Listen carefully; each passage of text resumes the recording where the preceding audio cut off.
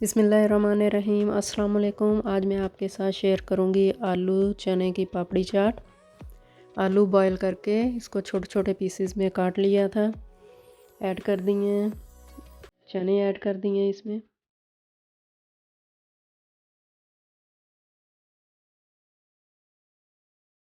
Chaat masala add कर दिया ऊपर,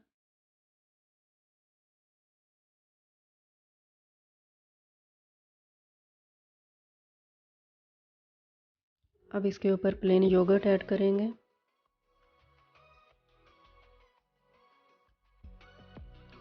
चाट मसाला डाल दिया ऊपर योगर्ट के,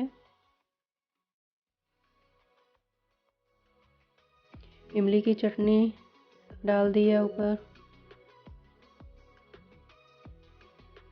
मैंगो की चटनी ऊपर डाल दिए,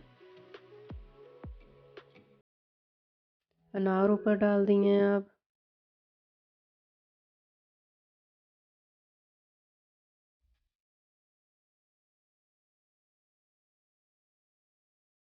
पापड़ी ऊपर डाल दी है। अब डिश तैयार है, बहुत ही टेस्टी बनी है पापड़ी चाट। आपको मेरी रेसिपी पसंद आए तो लाइक सब्सक्राइब कर देना। Thanks for watching.